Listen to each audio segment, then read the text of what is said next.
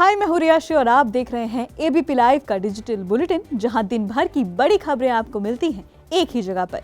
आज इस बुलेटिन में बात होगी सन करने वाली भिवानी मर्डर केस की। जानेंगे कि अमेरिकी अरबपति जॉर्ज सोरोस के बयान पर क्यों आग बबूला हुई है बीजेपी। बात होगी उद्धव ठाकरे को सुप्रीम कोर्ट से मिले बड़े झटके की। जानेंगे कि क्या पाकिस्तान के 4 टुकड़े होने वाले हैं।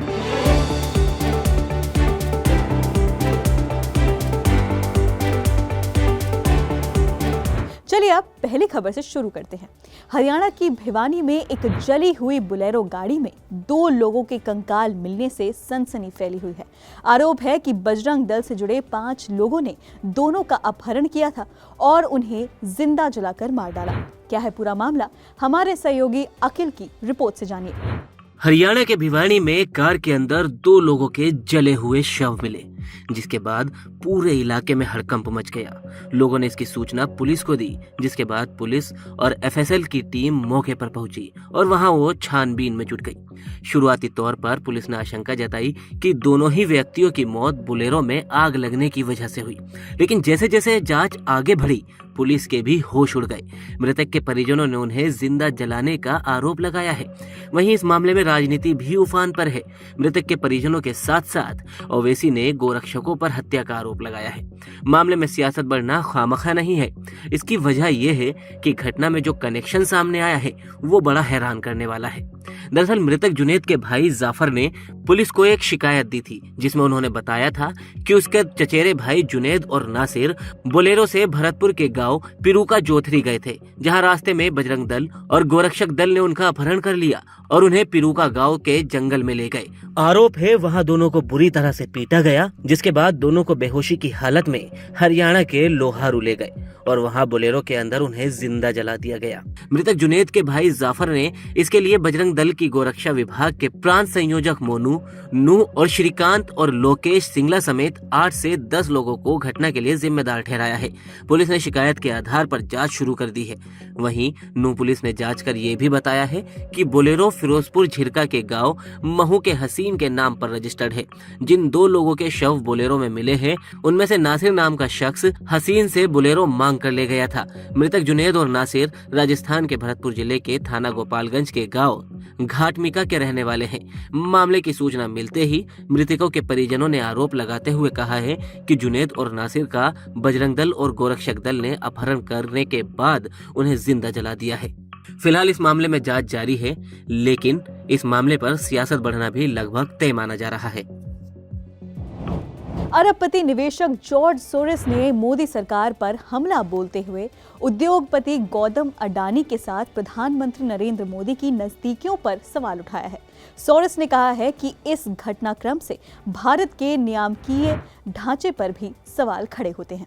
क्या है पूरा मामला, इस रिपोर्ट से जानिए। अमेरिकी अरबपति जॉर्ज सोरोस एक बार फिर से सुर्खियों में आ गए हैं। उन्होंने प्रधानमंत्री नरेंद्र मोदी पर निशाना साधते हुए उन पर क्रोनी कैपिटलिज्म को बढ़ावा देने का आरोप लगाया है। सोरोस ने दावा किया है कि उनके और भारतीय उद्योगपति गौतम अडानी के मधुर संबंध है। सोरोस ने ये टिप्पणी गुरुवार को जर्मनी में म्यूनिख सुरक्षा सम्मेलन से पहले टेक्निकल यूनिवर्सिटी ऑफ म्यूनिख में एक कार्यक्रम को संबोधित करते हुए की।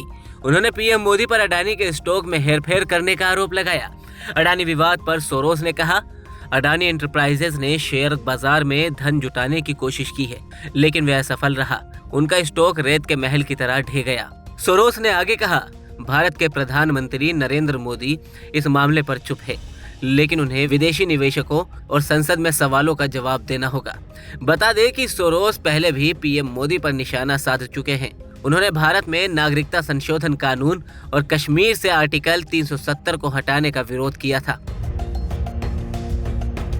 सोरोस ने पीएम मोदी पर क्रोनी कैपिटलिज्म को बढ़ावा देने का आरोप लगाया है।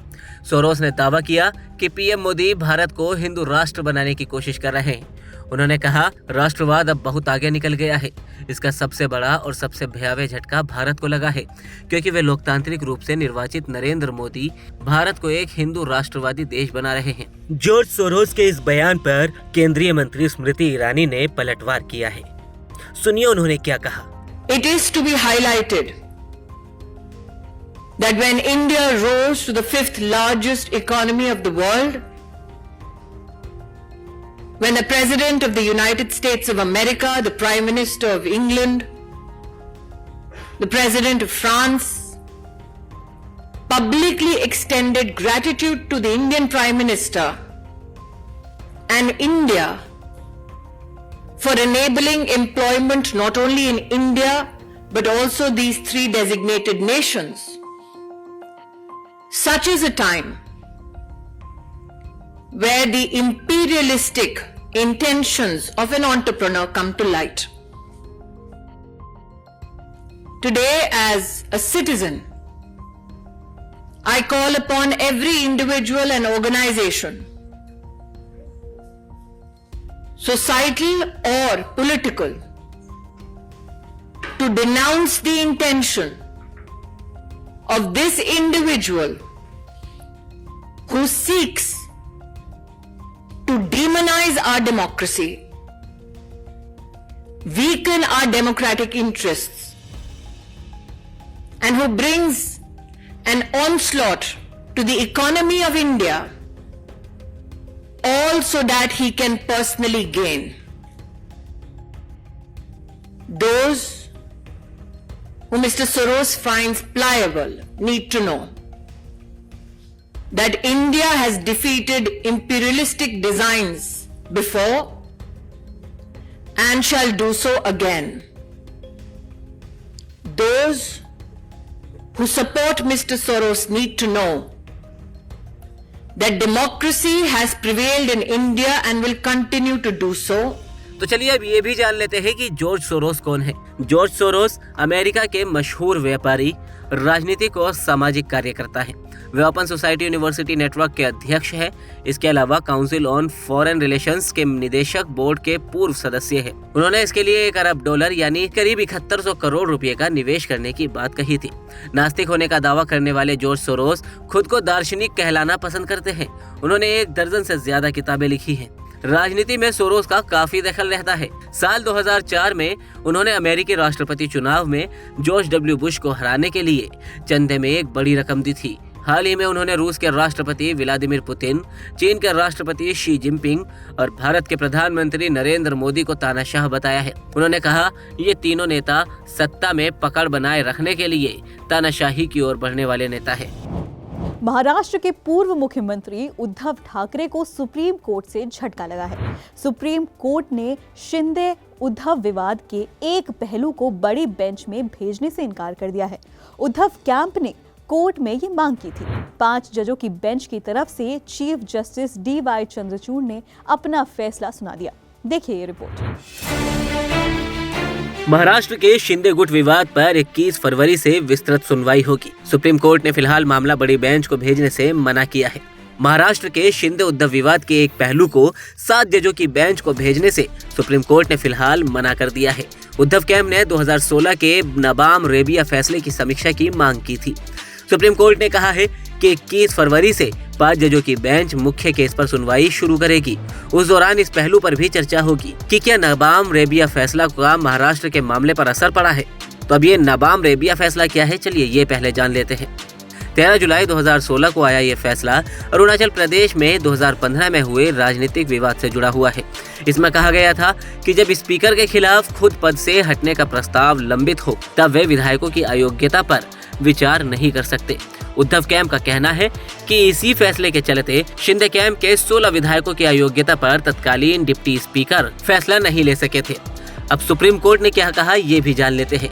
नबाम रेबिया फैसला 5 जजों की बेंच ने किया था, इसलिए उद्धव ठाकरे गुट के वकील कपिल सिब्बल और अभिषेक मनु सिंघवी ने इसे समीक्षा के लिए 7 जजों की बेंच को भेजने की मांग की थी। शिंदे कैंप की तरफ से हरीश साल्वे और नीरज किशन कौल जैसे वरिष्ठ वकीलों ने इसे गैर जरूरी बताया था। चीफ जस्टिस DY चंद्रचूड़ की अध्यक्षता वाली 5 जजों की बेंच ने 3 दिन तक दोनों पक्षों को सुना। आज बेंच ने कहा कि फिलहाल मामला 7 जजों की बेंच को नहीं भेजा जा रहा है, लेकिन प्रश्न अभी खुला हुआ है। 21 फरवरी को शुरू हो रही सुनवाई में इस पहलू पर भी दलील दी जा सकेगी। आखिर ये पूरा मामला क्या है ये भी जान लेते हैं। पिछले साल जून में शिवसेना के वरिष्ठ नेता एकनाथ शिंदे के नेतृत्व में विधायकों की बगावत के बाद उद्धव ठाकरे को इस्तीफा देना पड़ा था। इसके बाद शिंदे के नेतृत्व में नई सरकार का गठन हुआ। इस पूरे घटनाक्रम के दौरान जून और जुलाई महीने में दाखिल कई याचिकाएं सुप्रीम कोर्ट में लंबित हैं। अगस्त में यह मामला संविधान पीठ को सौंपा गया था।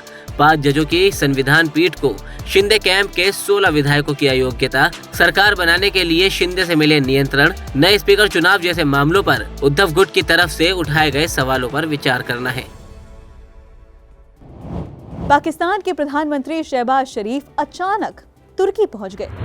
हालांकि तुर्की के मना करने के बावजूद शहबाज शरीफ इस दौरे पर गए हैं। लेकिन अगर शहबाज शरीफ के लौटने से पहले पाकिस्तान दुनिया के नक्शे से गायब हो जाए तो चौंकिएगा मत, क्योंकि अब पाकिस्तान खुद के बनाए जाल में ऐसे ही फंसता नजर आ रहा है। जल्द ही पाकिस्तान 4 टुकड़ों में बंट सकता है। देखिए रिपोर्ट। पाकिस्तान के प्रधानमंत्री शहबाज शरीफ अचानक तुर्की के दौरे पर चले गए हैं। हालांकि तुर्की के मना करने के बावजूद शहबाज शरीफ इस दौरे पर गए हैं। लेकिन अगर शहबाज शरीफ के लौटने से पहले पाकिस्तान दुनिया के नक्शे से गायब हो जाए तो आप चौंकिएगा मत, क्योंकि अब पाकिस्तान खुद के बनाए जाल में ऐसा फंसा है कि जल्द ही वो 4 टुकड़ों में बंट सकता है। दरअसल पाकिस्तान पंजाब, सिंध, खैबर पख्तूनख्वा और बलूचिस्तान जैसे 4 प्रांतों में बटा हुआ है। इसके अलावा पीओके और गिलगित बाल्टिस्तान पर पाकिस्तान का अवैध कब्जा है। लेकिन कट्टरपंथ और आतंकवाद को पालने वाले पाकिस्तान में अब बगावत की चिंगारी भड़क चुकी है, क्योंकि गंभीर आर्थिक और राजनीतिक संकट ने पाकिस्तान में सांप्रदायिक और अलगाववादी हिंसा को बढ़ा दिया है। खबरों के मुताबिक पाकिस्तान की सरकार से लोगों का भरोसा काफी हद तक उठ गया है। कुछ विशेषज्ञों का कहना है कि पाकिस्तान में सरकार, सेना या अदालतें लोगों के साथ जो कुछ कर रही है उससे जनता खुश नहीं है। जानकारों का कहना है कि पाकिस्तान की जनता ऐसे आंदोलनों की तलाश में है जो उनका नेतृत्व कर सके, क्योंकि अब पाकिस्तान में महंगाई के कारण लोगों का जीना मुश्किल हो गया है। आपको बता दें कि इस समय पाकिस्तान दिवालिया होने की कगार पर आ गया है। इसी कारण दाने दाने को तरसते पंजाब, सिंध, खैबर पख्तूनख्वा और बलूचिस्तान की जनता बागी हो गई है, क्योंकि जैसे जैसे पाकिस्तान पर कर्ज बढ़ रहा है और उसका विदेशी मुद्रा भंडार घट रहा है, इसी कारण पाकिस्तान की स्थिति और भी ज्यादा गंभीर होती जा रही है। एक रिपोर्ट के मुताबिक पाकिस्तान के नागरिक लगातार बिगड़ती आर्थिक हालत की वजह से सरकार में विश्वास खो चुके हैं। भेदभाव और उत्पीड़न की मार झेल रहे कई प्रांतों के लोग पाकिस्तान सरकार के खिलाफ प्रदर्शन कर रहे हैं। ऐसे में सवाल ये है कि आर्थिक संकट से जन्मा ये विद्रोह क्या पाकिस्तान को कई टुकड़ों में बांट देगा? इस खबर पर आपका क्या कहना है? आप हमें कमेंट सेक्शन में जरूर बताएं। फिलहाल इस डिजिटल बुलेटिन में इतना ही। अब हम मिलते हैं आपसे कल। Keep watching ABP live.